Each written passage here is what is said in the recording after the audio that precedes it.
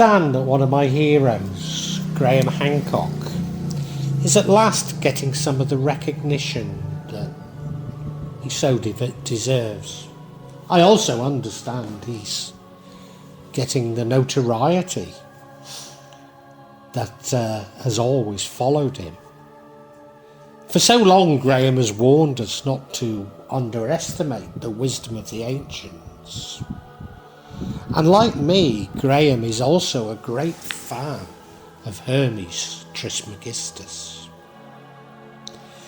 This leads me to one of Hermes' best known and most misquoted, or misunderstood I should say, sayings, from the second verse of the Emerald Tablets, as above, so below. Maybe following Madame Blavatsky claiming that the saying has become the watchword of the New Age.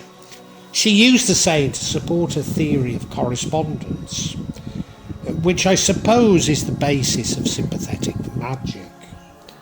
The theory was then developed by William Walter Atkinson in the Kybalion, passing it off as original thought by Hermes himself, almost to the theory of the law of attraction.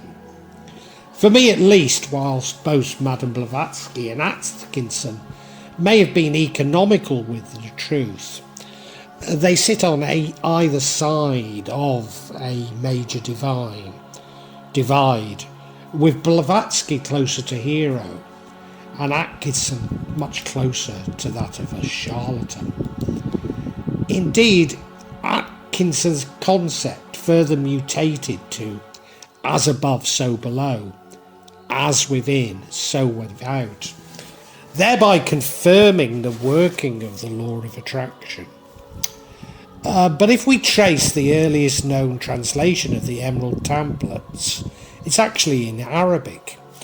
Indeed, many Muslims believe this to be an original Islamic work, despite it saying that it was translated from the Greek. The saying from the Arabic is more precisely translated as that which is above is from that which is below, and that which is below is from that which is above, pointing to transcendences and not correspondences.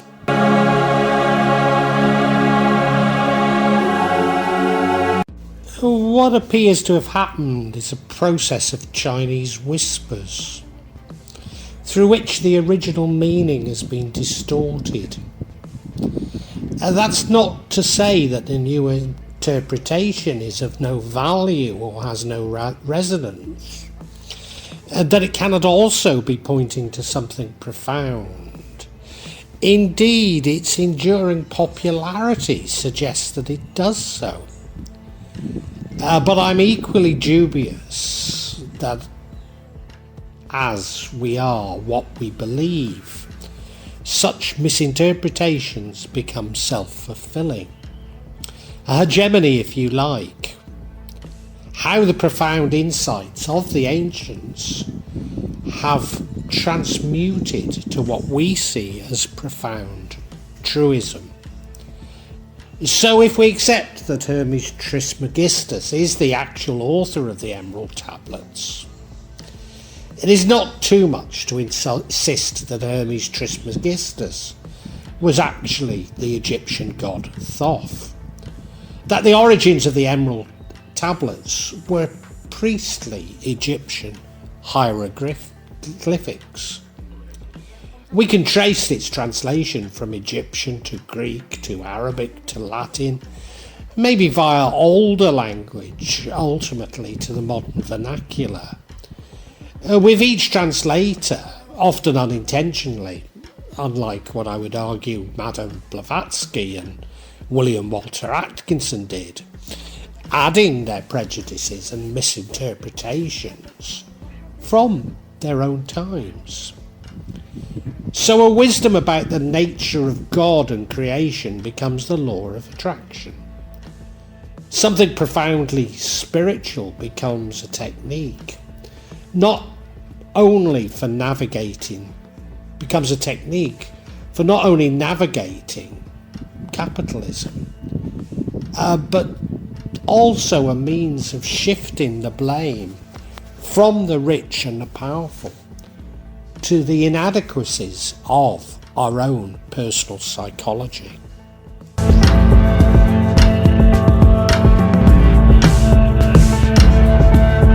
We may never be able to trace the antecedents of the phrase further back than, say, Neoplatonism. But interpreted through Neoplatonism, it refers to how all is created by the one, or you could say the nous, and flows back to it. This was also merged with Al-Quran by Islamic scholars. So the one becomes now Allah. That we are created by Allah, and we will return to Allah. It's a relatively small jump to see this as indicating that we're actually made in Allah's image. A metaphor which I myself use is that all of God's creation contains a hologram of the whole of creation. And maybe the most incredible observation of this holographic metaphor is that there's some evidence from physics that this could indeed be true. That somehow the micro corresponds to the macro. That our own myopia is a product of being left in a transition zone between the two. Islamic scholars also developing Neoplatonism recognized that the interpretation of the cosmos is within our own minds. I probably should say consciousness. I wanted to simplify it, but I think I've got to say consciousness. And again, this can be taken further via the holographic metaphor that ours is a 2D world of holograms, interpreted as 3D through holographic fractals. From this understanding, it is but a short step to co-creation of the universe, or even our creation of many universes. A step which is essential in moving from transcendence to correspondence, and finally the law of attraction. But if we really do co-create, then beliefs like the law of attraction become self-fulfilling prophecies.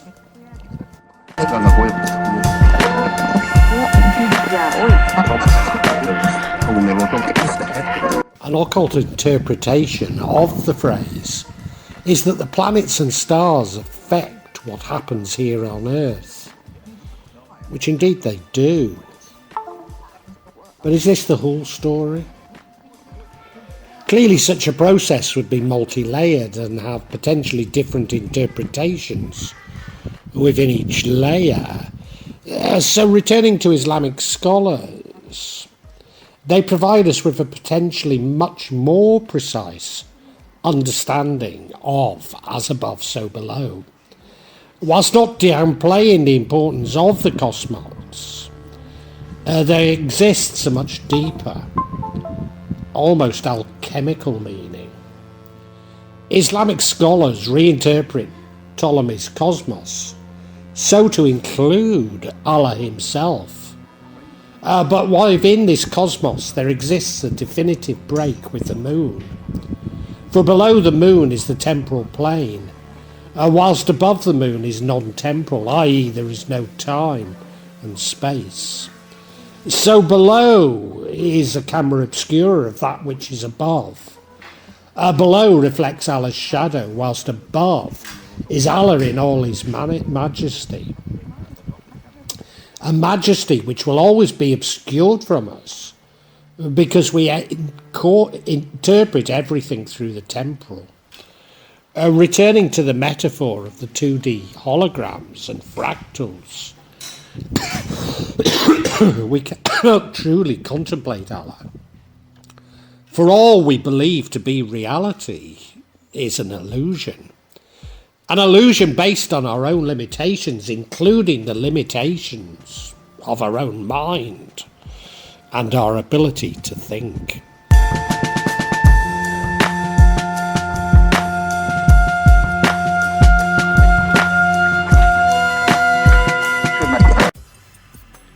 But for the Islamic scholars, the only truth is that of Allah himself. But then Allah is so complex and multifaceted, we can never truly know him.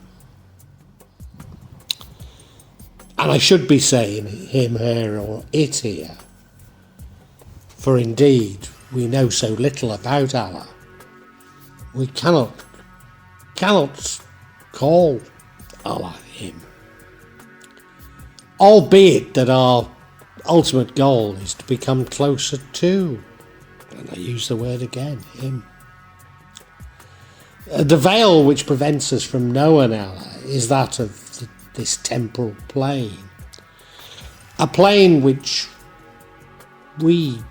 which we deify man's creation and man's knowledge, but not Allah's. Ironic that I began this vlog by talking about the knowledge of the ancients, how the Enlightenment has encouraged us to see man as becoming ever more sophisticated and indeed knowledgeable.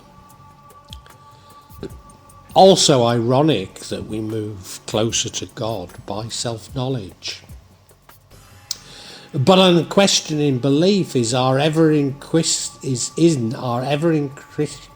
sophistication actually takes us further away from self-knowledge. It is a veil which takes us further away from Allah. Being removed from Allah, we become lost in the darkness of man, become greedy, become selfish, worship the constructs of man, especially money, as though they had real substance, as though they actually represented substance.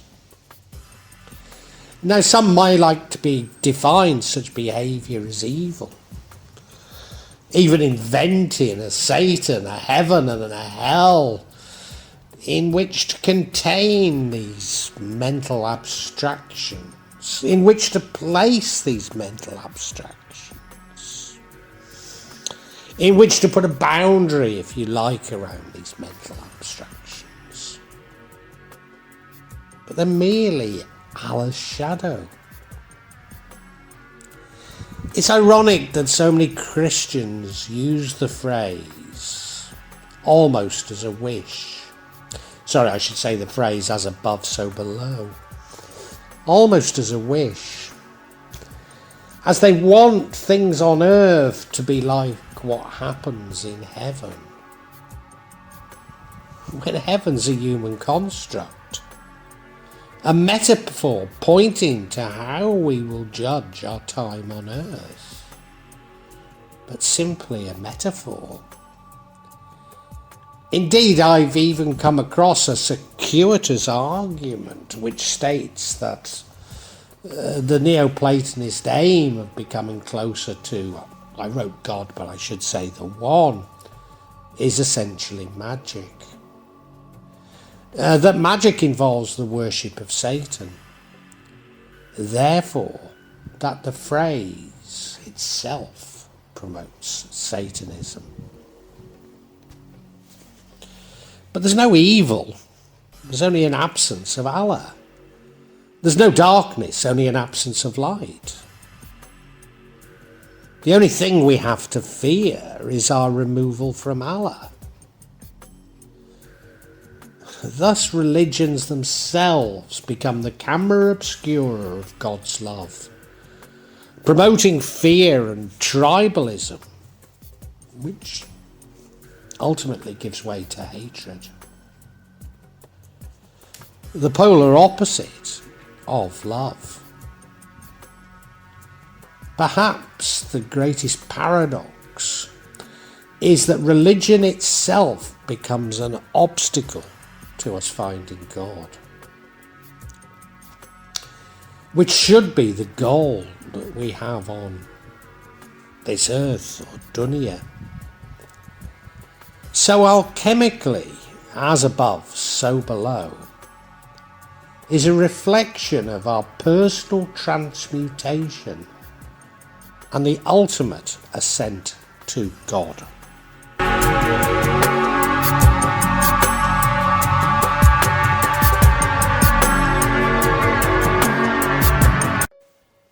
I realise that for many of you this vlog will have seemed like semantics. What I have attempted to point out is how a concept which is intended to help us find God actually becomes the exact opposite. That is an obstacle to us finding God. That the hegemony of the rich and powerful, or the economic system, is so pervasive that as above, so below has become a prescription for winning in the economic system, or at least accepting that our failure is due to our own personal psychological problems. How that even religion has been enlisted to promote this message of personal greed and rugged individualism. You may even believe that I'm every bit as guilty of doing this than what I accuse others of. That is that I am misinterpreting the phrase to suit my own beliefs. An argument or an accusation which I can only have limited argument against. You see, the difficulty I have when uttering such views is that the world, or dunya, which is itself a camera obscura, has become so distorted that my comments can only be seen as opposing the dominant economic system, particularly the dominant economic system within the United States.